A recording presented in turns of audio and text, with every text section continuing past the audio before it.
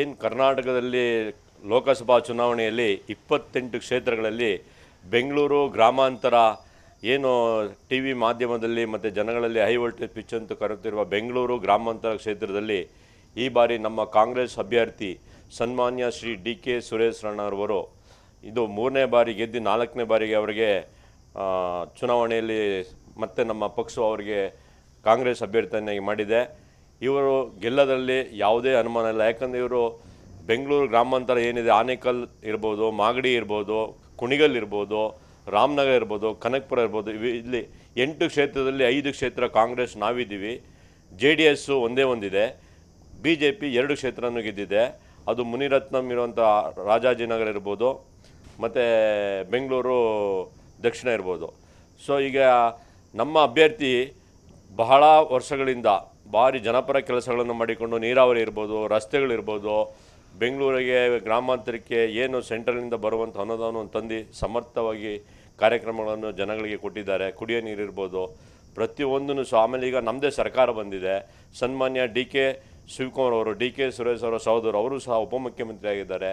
ಮತ್ತು ಬೆಂಗಳೂರಲ್ಲಿ ಅವರು ಉಸ್ತುವಾರಿ ಮಂತ್ರಿಯೂ ಸಹ ತೊಗೊಂಡಿದ್ದಾರೆ. ಅದು ಮೇಕೆದಾಟು ಪ್ರಾಜೆಕ್ಟನ್ನ ಏನಾದ್ರು ನಾವು ಇದನ್ನು ಸರಿಯಾಗಿ ಮುಂದುವರಿಸಬೇಕಂದ್ರೆ ಇವರ ಶಕ್ತಿ ಬೈಪಡಿಸ್ಬೇಕಾಗಿರೋದು ನಿಮ್ಮೆಲ್ಲರ ಕರ್ತವ್ಯ ಆಗಿರ್ತದೆ. ಹಾಗೆ ಈಗ ಈ ಚಲನಚಿತ್ರ ನಟರು ಸೇರ್ಕೊಂಡ್ಬಿಟ್ಟಿದ್ದಾರೆ. ಯಾರು? ಒಬ್ಬರು ಚನ್ನಪಟ್ಟಣದ ಯೋಗೇಶ್ವರರು, ಇನ್ನೊಬ್ಬ RR ನಗರ ಕ್ಷೇತ್ರದ ಮುನಿರತ್ನ.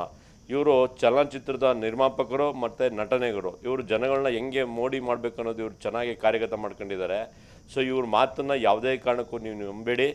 ಡಿ ಕೆ ಸುರೇಶ್ ಅಣ್ಣವರು ನಿಮ್ಮ ಮನೆ ಬಾಗಿಲಿಗೆ ಬಂದು ಜನಪರ ಕೆಲಸಗಳನ್ನು ನಿಮ್ಮ ಜನ ಧ್ವನಿಯಾಗಿ ಪ್ರಜಾಧ್ವನಿ ಅಂತ ನಾವೇನು ಮಾಡಿದ್ದೀವಿ, ಅದೇ ರೀತಿ ಪ್ರಜೆಗಳ ಹತ್ರ ಹೋಗಿ ನಿಮ್ಮ ಕಷ್ಟ ಸುಖಗಳನ್ನು ಕೇಳಿ ಅವರು ಬಗೆಹರಿಸುವಂಥ ಒಬ್ಬ ಜನನಾಯಕನಾಗಿದ್ದಾರೆ. ಅಂಥ ವ್ಯಕ್ತಿಗಳನ್ನ ನೀವು ಯಾವುದೇ ಕಾರಣಕ್ಕೂ ಈ 3 ಟೈಮ್ ಯಾವ ಥರ ನೀವು ಆಶೀರ್ವಾದ ಮಾಡಿದ್ದೀರಿ ಅದೇ ಥರ ಅವ್ರಿಗೆ ನೀವು ಬೆಂಬಲ ಕೊಟ್ಕೊಂಡು ಬರಬೇಕು ಅಂತ ನಾನು ಮಹಾಜನತೆಯಲ್ಲಿ ಮನವಿ ಮಾಡ್ಕೊಳ್ತಾ ಇದ್ದೇನೆ. ಡಾಕ್ಟ್ರು ಮಂಜುನಾಥ್ ಅವರ ಬೀಗರು ಇದೇ ಥರ ಮೈಸೂರಿನಲ್ಲಿ ರಂಗಪ್ಪ ಅಂತ ಇದ್ದಾರೆ. ಅವರು ವೈಸ್ ಚಾನ್ಸಲರ್ ಆಗಿದ್ದರು ಮತ್ತು ವಿಜ್ಞಾನಿಗಳು ಸುಧಾ. ಅಂಥವ್ರನ್ನ ನಮ್ಮ ಮೈಸೂರು ಜನ ತಿರಸ್ಕಾರ ಮಾಡಿದ್ದಾರೆ. ಯಾಕಂದರೆ ರಾಜಕೀಯ ಕ್ಷೇತ್ರದಲ್ಲಿ ಜನಗಳ ಜೊತೆ ಕೆಲಸ ಮಾಡ್ಕೊಂಡಿರುವಂಥ ನಾಯಕರು ವಿನಃ ವೈದ್ಯಕೀಯ ಕ್ಷೇತ್ರದಲ್ಲಿ ಮಂಜುನಾಥವ್ರು ಕೆಲಸ ಮಾಡಿರೋದು ಇಲ್ಲ ಅಂತೆಲ್ಲ. ಆದರೆ ಅವರು ರಾಜಕೀಯವಾಗಿ ಸೇವೆ ಏನಿದೆ, ಅವರಿಗೆ ಜನಗಳ ಹತ್ರ ಸೇವೆ ಏನಿದೆ, ಸಮಾಜ ಸೇವೆಯಲ್ಲಿ ತೊಡಗಿಸ್ಕೊಂಡಿರೋಂಥವ್ರನ್ನ ಜನ ಗೆಲ್ಲಿಸ್ಬೇಕು ವಿನಃ ಮಂಜುನಾಥ್ ಅವರು ಒಳ್ಳೆ ವ್ಯಕ್ತಿ, ಅದರಲ್ಲಿ 2 ಮಾತಿಲ್ಲ. ಆದರೆ ಅವ್ರ ರಾಜಕೀಯ ಅನುಭವ ಕೊರತೆ ಇದೆ.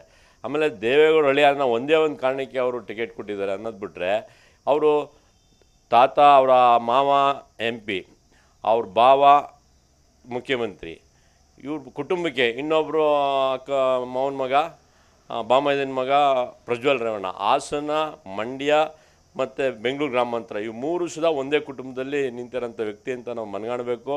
ಹಾಗಾಗಿ ಜನಗಳು ಮತದಾರರು ನಾನು ಮನವಿ ಮಾಡ್ಕೊಳ್ಳೋದೇನೆಂದರೆ, ಈ ಸಲ ಡಿ ಕೆ ಸುರೇಶ್ ಅಣ್ಣನ ಬಹಳ ಅತ್ಯಂತ ಪ್ರಚಂಡ ಬಹುಮತದಿಂದ ಕಳೆದ ಬಾರಿ ಅವರು 2,06,000 ಲೀಡಲ್ಲಿ ಗೆದ್ದಿದ್ರು. ಈ ಸಲ 4 ಲಕ್ಷ ಚಿಲ್ಲರೆ ಮೇಲೆ ಅವ್ರು ಗೆಲ್ಲಬೇಕನ್ನೋದೇ ನಮ್ಮ ಅಭಿಲಾಷೆ. ಗೆಲ್ಲೋದ್ರಲ್ಲಿ ಅನುಮಾನನೇ ಇಲ್ಲ. ಗೆಲುವು ಕಳೆದ ಬಾರಿಗಿಂತ ಈ ಬಾರಿ ಡಬಲ್ ಆಗ್ತದೆ ಅನ್ನೋದರಲ್ಲಿ ನಾನು ಈ ಮೂಲಕ ಮನವಿ ಮಾಡ್ಕೊಳ್ತಾ ಇದ್ದೀನಿ.